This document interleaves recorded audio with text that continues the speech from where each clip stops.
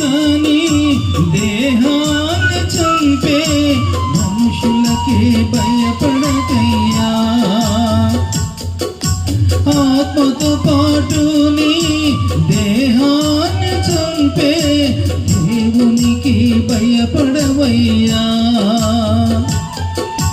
దేవుడిచ్చిన ఆత్మ దేవుని యొద్దకు చేరు, నీకంటూ ఏముందిలే. దేవుడిచ్చిన ఆత్మ దేవుని యొద్దకు చేరు, నీకంటూ